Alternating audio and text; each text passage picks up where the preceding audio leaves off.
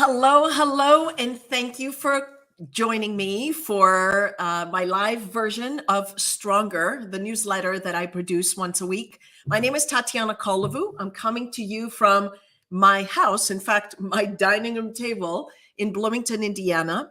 And as you log in, I'd love to know where you're coming in from. We're here today to talk about communicating authentically, sometimes in tricky situations, sometimes in presentation situations, sometimes in workplace settings. So, as you're coming in, I would want to also find out where you're coming in from. So, tell us your city or your country. I tend to have people from all over the world, which makes it a lot of fun. Also, today, helping us is Natasha, our producer. You may hear me calling her name a couple of times as we've got a couple of visuals to share. As I get started, I am having a sip of water from my tumbler. A little product placement. This is just to remind myself to ask all of you to enter hashtag stronger when you're coming into the live. And that way we're going to do an easy draw at the end, and we're going to mail you one. We are committed to sending this to you, regardless of where you are, Philippines, or Gia. I haven't talked to you. One of my students is here, or in Bloomington, Indiana, or anywhere in the United States. So as you're coming in, write us a few notes. And no, since I don't have a guest today, all of us that do live shows quite often have a harder time, or we get a little bit more stressed when it's just us. We're not bouncing ideas off and working with someone else as our guest. But really, I'm up for the challenge. I do always want to help you come on stronger and be stronger myself. So we've got another LinkedIn user. Sarah, thanks for putting in your link here. And as we're getting started, I'd like to know if you could, Theano, oh my goodness.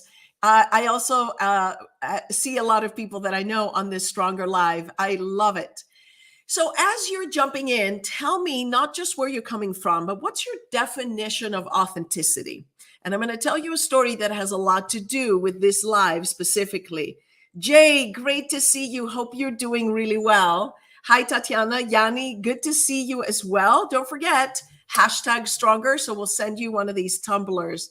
London and Mary Claire, lots of familiar names and faces, lots of Bloomington friends here today. So tell me what you think your definition is of authenticity, and we'll talk a little bit about that. While I ask you for your definition and where you're coming in from, I'll tell you a pretty personal story that had a lot to do with this live. I outlined and submitted this initial live, if you remember, in February. And in the last 2 years, my mother in Athens, Greece, has been quite ill. And she declined so fast that on the 22nd of February, she crossed over to a better place, I hope. But that was a week before I was scheduled to do this live on communicating with authenticity. And I called Shelby, who produces all of these shows, who's really my friend and colleague who helps me be successful with what I do on LinkedIn. And I said, Shelby, I can't do this. I can't go on a live show when I'm mourning the loss of my mom, when I'm making all these arrangements for what we will do when I get there. And I can't fake it. It would not be authentic. So it was one of those moments where you definitely don't need to do that. I love the true to one's own personality. Exactly. So my mother was really authentic. She was a very creative, innovative artist, poet, book writer, and always a person that was full of life. I'm sharing with you a video here, and if we let it run, you can't hear it. And I'm going to change this a little bit. This is my brother and I giving our speech, saying thank you to all the people that greeted and were with us at the lunch that we shared. And you can see lavender plants right at the front. When you know the Greek tradition here, and I'm going to pause this, the Greek tradition in funerals and when you're mourning is to wear black. In fact, there's a reason why a lot of the Greek yayas wear black for the rest of their lives after maybe 60, because so many people that are close to them pass away and they have to wear black year after year. Someone else dies. My dad passed away when I was younger, and my mom refused to do that. She caught a lot of slack for that. She didn't wear black. She signaled, people thought that she was not sad, but she didn't want that to make her and pull her down and not feel like she could wear the beautiful colors that she always enjoyed. One of her favorite colors was parrot green. And you can see that that's the shirt that I chose. I went out there to find a parrot green shirt that I could wear to honor my mom in her service that we had and the lunch that we had afterwards. And that was my brother and I. We can stop sharing that now, Natasha. Talking and talking and thanking everyone for being there and talking about her legacy. So find out in this case, I was thinking about authenticity and how to communicate that, I was able to communicate my mom's authenticity just by something that I wrote. Sometimes you communicate what your brand is because your authenticity is truly your brand. Jay says, and I'm going to share that, for me, the most important thing in life is spontaneity. And he says, I know it's not always to say to be spontaneous, but I want to listen to my heart and reach the heart of others. So sweet. I've never met Jay, and I can tell you, I feel like I know him because he attends many of our lives. And I can tell that about you, Jay, for sure. We had someone else that says, remain true to your, thank you so much, Faye, remain true to what is important to ourselves. So for sure, being authentic has to also align with who are you? What are your values? What do you stand for? And what are the things you're going to show outwards? Or how we say in coaching, how do you show up? Gia, for you, being a student here, that may be a little tricky when you're younger, but as you grow older and you have some more experience, you kind of know what your true self is. When I wrote the newsletter on authenticity and communication, I said specifically that it's showing your true self, your personality, showing your spirit, showing who your character is. But when you communicate your authenticity, quite often you've got to be a little mindful of the situation. Natasha, let's share one of our other slides with a good definition of authenticity. And you can tell me if these, thank you, Audra, honoring my mom with wearing parrot green was definitely one of the things I wanted to do as well. So many of you are saying genuine to your true self. Sorry. Oh, thank you very much. Sorry for your loss. I feel okay sharing it now, but that was not an easy thing to discuss 2 months ago. This quote that I ran across said, authenticity requires, this is so spot on, vulnerability, transparency, and integrity. And back to knowing yourself and knowing who you truly are, integrity aligns with your values. So for me to say, I'm going to just go on with a show because I've committed to putting this LinkedIn plan into the carousel and saying I will do it, that to me was not integrity. I wanted to be authentic, and I wasn't going to be able to communicate or project energy when I was not feeling up to it. So vulnerability is also a big one, admitting that I don't feel up to this. Let me give you an example on vulnerability specifically, and we can not share that anymore. Or transparency. I think those two go hand in hand. In the newsletter that I shared, I talked about you in a workplace meeting where you've just gotten off the phone with a frustrating phone call, maybe with someone in your family, or in the newsletter, I talked about your sibling. And as you're heated up and you have higher emotion, you've got to flip things around and enter a meeting where you're giving feedback or receiving feedback on a project that you have. Being authentic would not include trying to hide that, trying to cover that. It would include you, as the quote said a little bit ago, being transparent and saying, you know what, John, I want to be as focused as possible, but if I seem a little distracted, I had a pretty tough conversation and I'm trying my best to compartmentalize the two. That is communicating with authenticity because you're not faking it. You're not hiding it. You're revving or you're communicating that that's difficult for you and you proceed. But it may not always be possible to be authentic. It may not always be possible for you to be that forthright. If it's a situation like the loss of your parent, of course, but if it's something else that's heavy on your mind. As I have you think about how and what situations require authenticity to be diplomatic and how you communicate that. Why don't you put those there? I'm going to take a sip of my prop and remind you to put in hashtag stronger so we can do a drawing at the end of our live.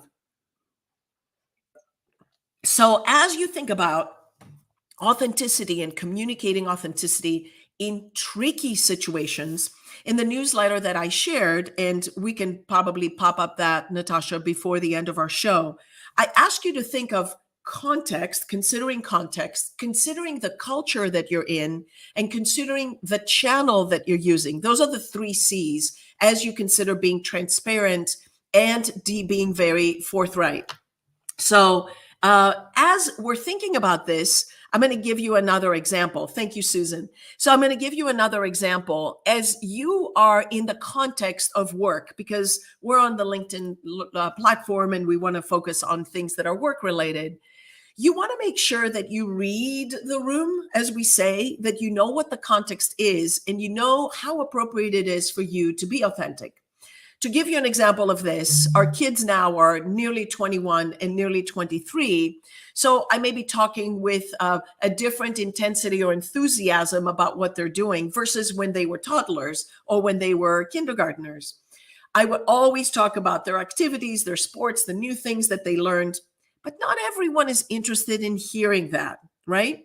You may be in a context that's not an appropriate thing to share because not everyone has kids. Not everyone may be enthusiastic for little ones, and not everyone may be interested in what you say. So you may want to be authentic and keep that enthusiasm, but maybe choose a topic that fits the context of where you are a little better. You also notice that sometimes you see people's authentic self when they're in their environment where they are the most comfortable. So you may run into someone in the grocery store or coffee shop, and they act a lot different than they do in the workplace setting. There's a misalignment of authenticity there. I just had that conversation with a student who was in class and seemed a little aloof or a little laid back. And then I saw him in front of an executive who was visiting our school and stepped it up a lot. And I said, I'm not sure who the true you is. Are you stepping it up when you see someone important, or are you tired in the classroom? Is it the fact that our class is too early? Jean-Claude said here, one idea, he said, watching and listening. Oh, thank you so much for coming in from Rwanda to us. We really appreciate it. It's probably evening time there. So authenticity relates to context. And my advice is you want people not to know version A, B, and C of you. You want to be your authentic self, be transparent, but temper a little bit of your content of what you share depending on the context that you're in. This also comes into play when you are with people of different cultures, where you're visiting maybe a different culture. Quite often, many of you know I'm from Greece, and I talk a lot about cross-cultural communication. Many cultures have a very different or a very bigger, broader approach of seeming how power is perceived or who is important, who's in charge. And what I mean by that is there is more of a status culture versus an egalitarian culture. In the United States, it's really, you can't tell who is the person who's the leader or the boss in the room because they're dressed the same and are usually not sitting at the top of the table. Well, if you are in a culture where status is important, you don't want to come across and communicate in a very relational and very familiar ways. Is what I tell our students always not to do, is refer to everyone as you guys, because that's such an assumption that you are close with others. You want to be your authentic self. You want to share information about yourself, but sometimes oversharing in a higher context, more proper type of culture may cost you or may feel like someone is maybe thinking that you're oversharing. Susan says here, for many foreigners, English may not be their first language. So true. So leading to communication difficulties and potential misunderstanding. So true, which can interfere with the communication on a cultural context. And what I've noticed, Susan, here people do from an authenticity, like myself, when English is not your first language, you always hold back because you don't want people to realize that you don't have the exact terminology or phrasing to communicate what you say. And therefore, you're worried they're going to think you're either dumb, uninformed, or uninterested. So it's a very true issue that you're saying, and it's very empathetic of you to be thinking of this. But in the context of a higher context culture, it may be problematic for someone to say, well, I'm going to tell you what happened last night, and we went and did this. This is my authentic true self, so I'm going to share everything. Hold back a little bit too. The same happens if you tend to not share too much about yourself. You're maybe not as comfortable, or you don't feel as you are familiar with everyone else. In a very relationship focused culture, you may find yourself in a place where you are considered more reserved.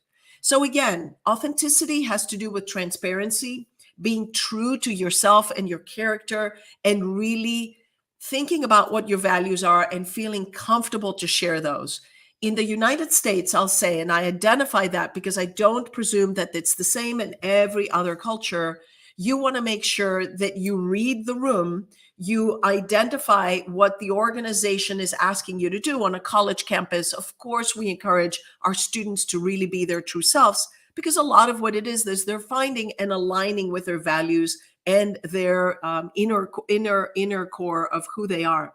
But in the workplace, it's a little different. You do want to find a place where you work that allows you to be your true self. But context, culture, make sure to consider that.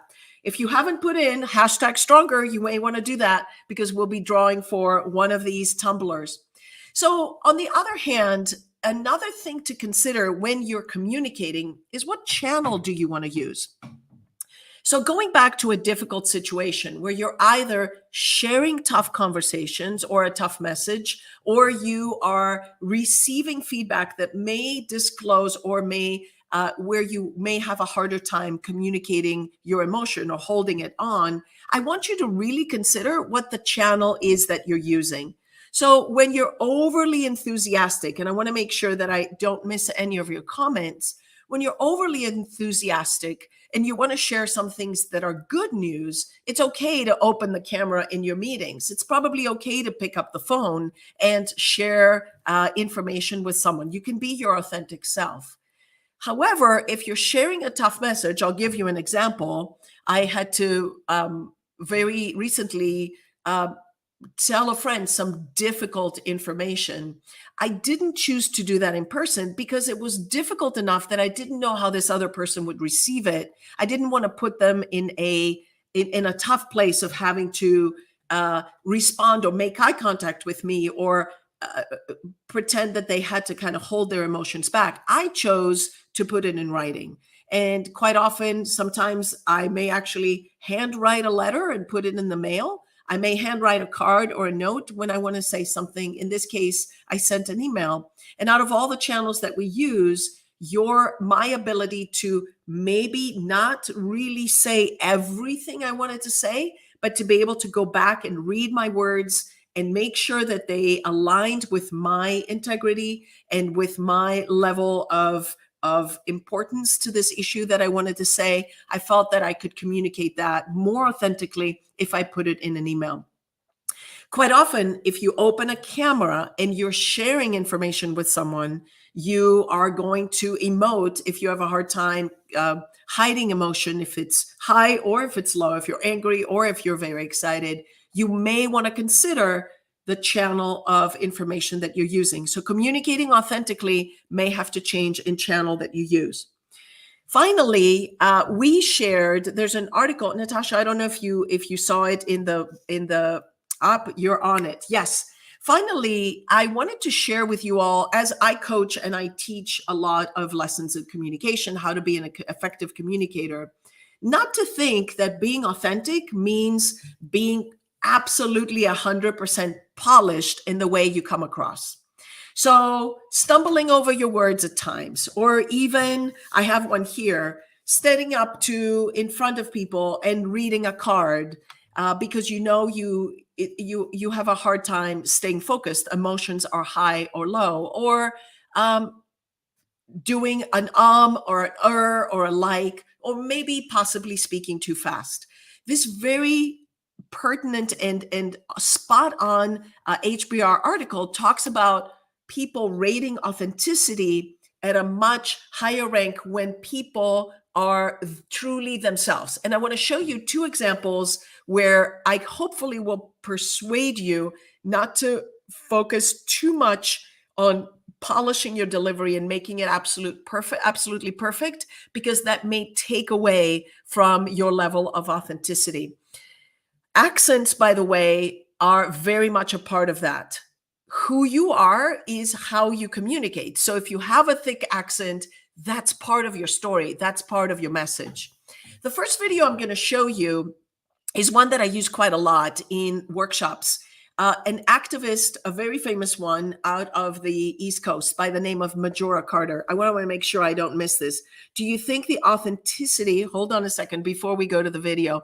Do you think the authenticity in communication can be hurt by exceeding use of AI? Oh my goodness, I'm so glad you asked that question. I haven't even touched any of the AI content. Susan, absolutely. And the AI piece comes in a lot of our posts. Some, for example, LinkedIn, with social media. I think my authenticity ranking is going to go up the more and more and more AI becomes used more, because you can tell when something is a true story. Who's going to tell the story about my mom and the parrot green shirt?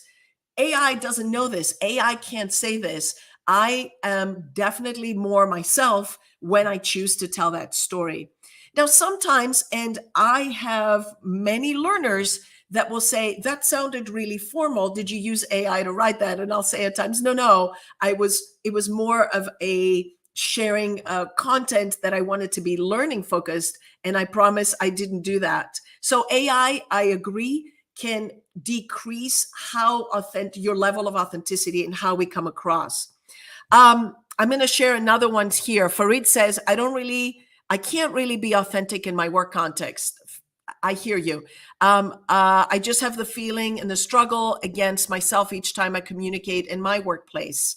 I'm from Arabic culture and work with super judgmental French colleagues. I'm sorry to hear that, and I can see that. It's exhausting to speak the language and have a subsequent culture. You're constantly in a what if situation. When you know that there's bias towards you, my friend Farid, I would recommend you don't show all of your cards. But I would also ask you to consider, I don't want to leave you to leave your job. I'm sure it holds you and your family and where you need to be. But I would say eventually, so that you're not as exhausted as you describe, you want to be in a safe space. And safety, psychological safety in the workplace, comes from your ability to be more of your authentic self. And I'm really sorry to hear this. We have this happening in many workplaces. What I probably can do to tell you, Farid, is to supplement or complement the rest of where you spend your energy in places that make you feel at home. As we say, your shoes off self. That's when you're mostly authentic. So maybe you find a group of people that you feel that you can be closer with, but if there's definitely biased against you, it's difficult to be authentic.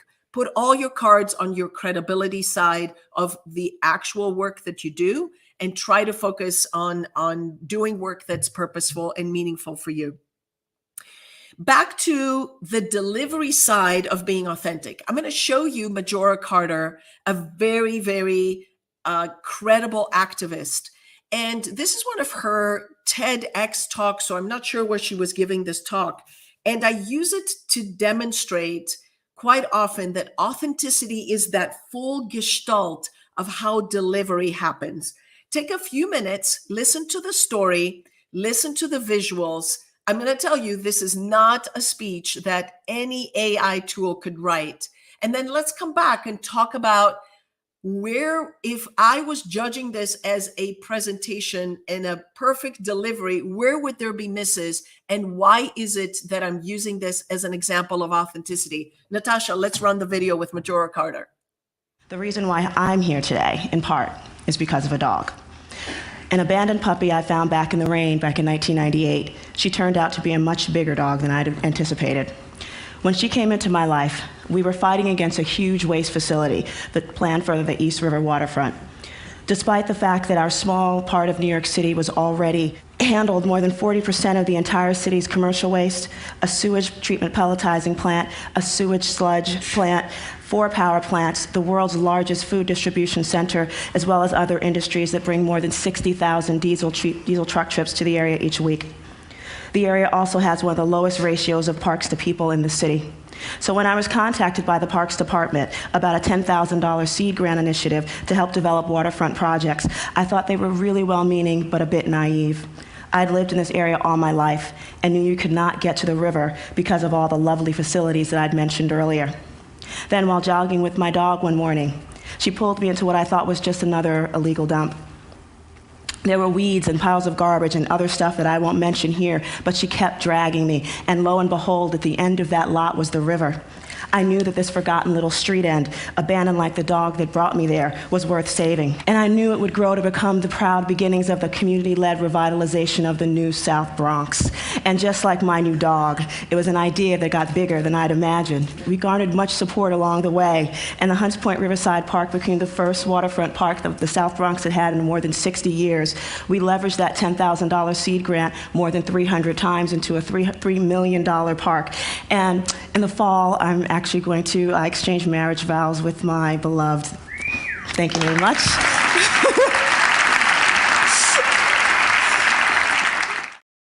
What an incredible message, right? When you watch this presentation, this short story about her dog leading her to the park that was a disaster and her being inspired and motivated to change that, that's all I can remember. And the last visual of her exchanging vows with her partner was just incredible. Did you notice some things that if this was talking about a presentation were off? As I take my sip and remind you to do #stronger, what were the things that could be perceived as, oh, she needs to fix that. Oh, she needs to change that. Or what were the things that even made her more authentic? Go ahead and write them in the chat. And Jay, to give you a heads up, you are going to get, I'm going to share your comment. So some of you are talking about her speeding, her speaking quickly, briefly. Absolutely. Maybe you're talking about looking down at notes. Absolutely. But you know what? Listen to that HBR article where we talked about maybe you don't have to shed all of this. Natasha is doing a great job. Absolutely. Yes. To support me today. But maybe that is what makes her authentic. She's excited. She communicates that energy. She's leaving a little out of breath as she speaks. She has several fillers. She's looking at her notes. I forget all of that when I watch Majora Carter talking about what she does. She has very descriptive language. Exactly. And you know what? Back to the question about AI, no AI tool could write this kind of speech that a human can deliver with that type of energy. So it's these types of stories, it's this type of vulnerability in public that makes people so powerful in their messaging. I'm going to put Jay on the spot. This is his time to shine. I messaged, or I said earlier, how much I feel like I know Jay because he comes to many of the lives for myself and other instructors. And he tells me, and I know this is something we've discussed, Jay suffers from multiple sclerosis.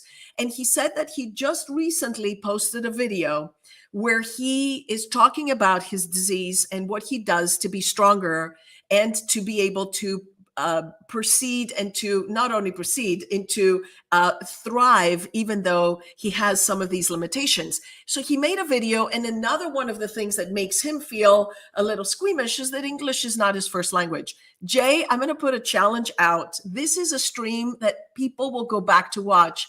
I want you to upload your video, maybe send it to me and we will do it in the stream so people can see it. Because you know what, Jay?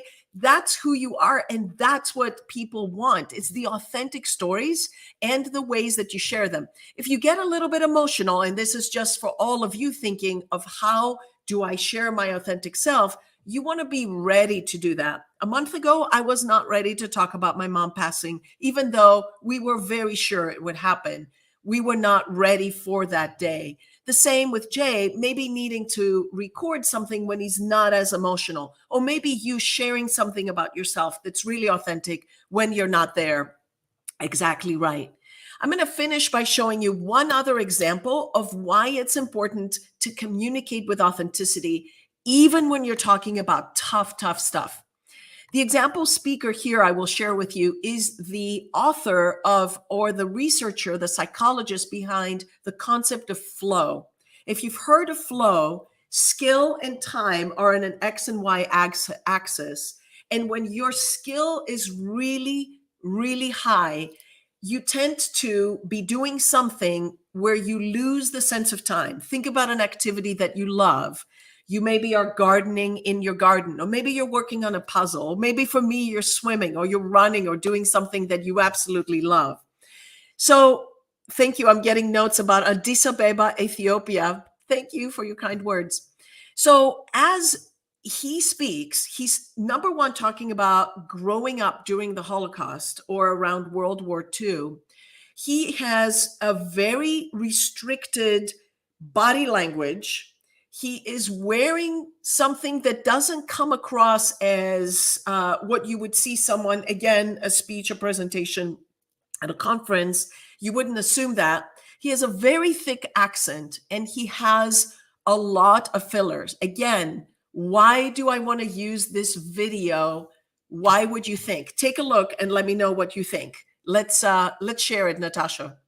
I grew up in Europe, and World War II caught me when I was between 7 and 10 years old, and I realized how few of the grown-ups that I knew were able to withstand the tragedies that the war visited on them. How few of them could even resemble a normal, contented, satisfied, happy life once their job, their home, their security was destroyed by the war. So I became interested in understanding what contributed to a life that was worth living. What contributed to a life worth living? He's talking about growing up during World War II, hearing and being affected by concentration camps. If he was standing with an open hand gestures, gesturing, even not having a frown on his face, we all would not believe him. We would think he was not authentic. What a fantastic example of communicating with authenticity when the message is difficult.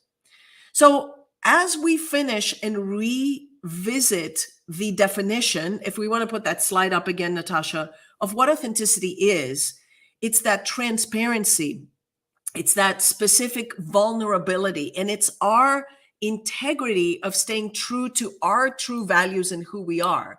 In a setting like a presentation, in a setting like a meeting where you've just had something really distracting, communicating that, choosing the channel of a message that you send, thinking about context, thinking about culture, being yourself as closely as you can, or I challenge or I inspire you, finding the context where you can make that happen so you can be happy. You can be happy, as Mihaly Csikszentmihalyi said, for the rest of your life. So as I leave you here today, I ask and challenge you to think of who your authentic self is and finding places where you can communicate that as much as possible. I want to thank you so much for being part of Stronger, but we are going to be sharing our design, our Tumblr that we're going to share, that we're going to send you in the mail, and we will have our Natasha ask you where you live. So as we do this, I'm a technical I'm going to do this as we do the, wait a minute. Rick is asking a question. In the technical 4th level interview here, I learned to use traction. Being more authentic gets more into humble or meek statements that don't bode well. I need to remember to continue to sell myself there. Yes. What a great closing statement, Rick. And you want to expose more of yourself in order to do that. So you can be believable, not expose yourself. That was not English sometimes gets me in trouble. All right, Natasha, let's go ahead and run the hashtag stronger. So we see who from our guests wins I think we even have a cute visual that we share sometimes. Is that right? So we're going to see who gets the tumbler. Check this out. So she's going to push a button, hashtag stronger, and it's going to sift through all of your names and tell us who has won the tumbler, who we're going to mail it to. Thank you, Herman. Thank you, Susan. Thank you, Faye and Amy and Jay for being here. Jay, by the way, shared his link and shared his video with us. Do we have a name, Natasha? Maybe you can write it or it's not going to show it there. Raquel, yes, inspiration. That's part of one of my values. Natasha, do we have a winner? I'm wearing my glasses so I can see. It's not coming up? No, it's not working. Darn it. Okay, here's what I'm gonna ask you to do this. If our little guest is not doing, Natasha, tell me who the 10th person to sign in was today. The 10th person to sign in wins our tumbler. So I'm not gonna look back. I can't scroll through it, and we will message you. Maybe we have a name, Natasha. Maybe you can put that on the chat. Yes, that's it. Faye. Fantastic. No, Faye, is it you put Faye? Yes, Faye is our winner. Yay, a big round of applause. Faye, we're going to reach out to you to get your address. Be strong, be yourself, find the places where you can communicate that the most. Send me a message. If we didn't get to respond to you, I will do that. Be well, take care, and follow my newsletter, Stronger. Bye.